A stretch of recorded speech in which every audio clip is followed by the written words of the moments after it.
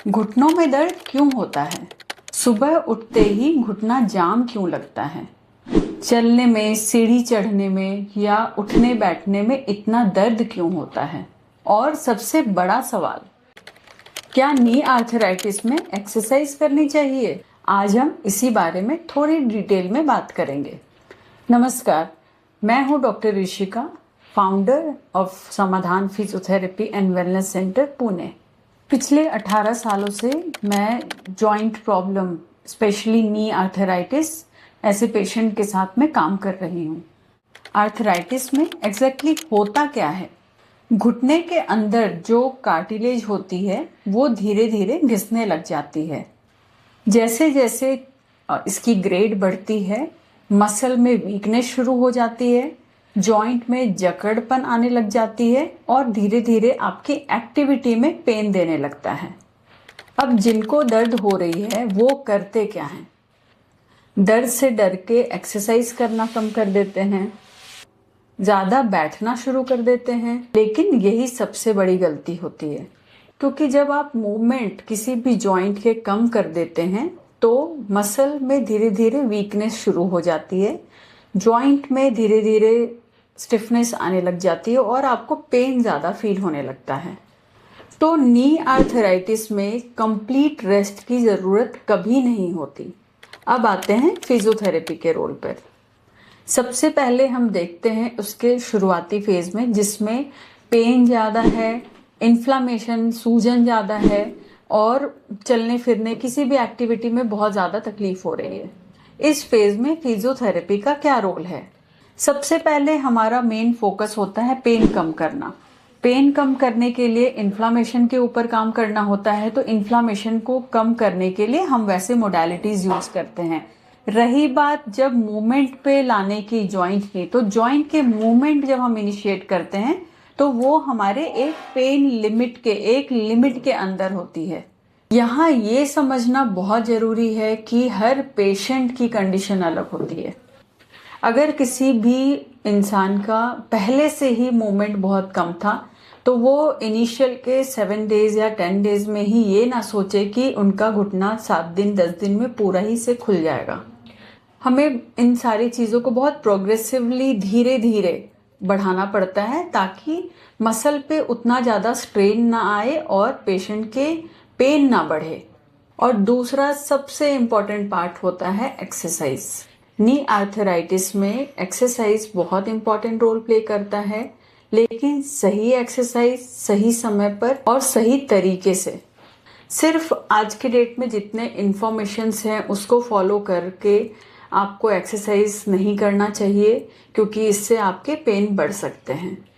हमारा treatment plan basically 3 चीज़ों पे डिपेंड करता है। पहला, मसल की स्ट्रेंथनिंग, जो कि थाई मसल होते हैं, front thigh muscle, back thigh muscle, calf muscle.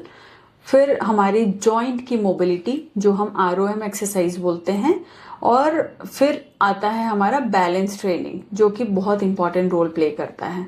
और ये सारे एक्सरसाइज डिटरमाइन होती है पेशेंट की पेन टॉलरेंस के हिसाब से। और एक बहुत ही कॉमन सवाल आता है कि डॉक्टर, एक्सरसाइज कितने समय तक करनी पड़ेगी? तो मैं इस क्वेश्चन का जवाब बस इस तरीके से देना चाहती हूँ कि नी आर्थराइटिस एक प्रोग्रेसिव डिजीज है, जिसमें कि वो एज के साथ वो बढ़ने ही वाली है। तो आपको आपके लाइफस्टाइल का हिस्सा बनाना चाहिए जो स्पेसिफिक एक्सरसाइजेज हैं उससे रिलेटेड। जैसे हम अपना सेल्फ केयर करते हैं, ब्रश करते हैं रोज, तो वैसे ही एक्सरसाइज को भी हमें अपना डेली रूटीन का हिस्सा बनाना होगा। अब बात करते हैं प्रिकॉशंस की। नी आर्थराइटिस में क्रॉस सिटिंग, जो कि आलती पालथी मार के बैठना या फिर वज्रासन में बैठना, जो वो पोजीशन होता है उस पे बैठना, बहुत ज़्यादा सीढ़ियाँ चढ़ना या फिर ढलान चढ़ान में चलना, ये सारी चीज़ें आपके पेन को बढ़ा सकती है। छोटे छोटे चेंजेस अपने लाइफ के, जैसे हाई प्लिंथ के जो भी चेयर हैं उसमें उठना बैठना कीजिए, अवॉइड कीजिए इंडियन टॉयलेट को, और सही फुटवेयर पहनिए। तो ये छोटी छोटी चीज़ें आप में बहुत बड़ा बदलाव ला सकती है आपके कंडीशन में। और हाँ, एक और इम्पॉर्टेंट बात, अगर आपको शुगर, थायराइड, बीपी ये सारी बीमारियां हैं तो उनकी दवाइयों में कुछ भी छेड़खानी ना करें, उनकी दवाई रेगुलर होनी चाहिए। ये सारी कंडीशन हीलिंग को भी अफेक्ट करती है। नी में कभी भी दर्द या स्वेलिंग समझ आए तो खुद से मसाज या गरम की सिकाई मत कीजिए। सबसे पहले घर में आप आइसिंग शुरू कीजिए और अपने फिजियोथेरेपिस्ट या अपने ऑर्थोपेडिक डॉक्टर को कंसल्ट कीजिए। अगर सही तरीके से फिजियोथेरेपी के एक्सरसाइजेज, उसकी मोडालिटी, ट्रीटमेंट, सारी चीज़ों को फॉलो करते हैं तो बहुत सालों तक सर्जरी को अवॉइड किया जा सकता है। तो कुल मिलाकर मैं यही बोलना चाहूँगी कि नी आर्थराइटिस के केस में चलने फिरने में जो भी आपको परेशानी शुरुआत के दिनों में हो रही है या स्टिफनेस फील हो रहा है, पेन छोटा मोटा हो रहा है किसी भी एक्टिविटी रिलेटेड, तो उसे नज़रअंदाज ना करें। कंप्लीट रेस्ट सॉल्यूशन नहीं है और बिना गाइडेंस एक्सरसाइज ना करें। अगर आपको किसी भी तरह की नी के कंप्लेन आ रही है, पेन से रिलेटेड, इन्फ्लामेशन से रिलेटेड, तो सही असेसमेंट बहुत ज़रूरी है ताकि हम समझ सके कि आपकी जो कंडीशन है वो किस स्टेज में है, किस टाइप की फिजियोथेरेपी शुरुआत की जा सकती है, किस टाइप के एक्सरसाइज आप शुरू कर सकते हैं।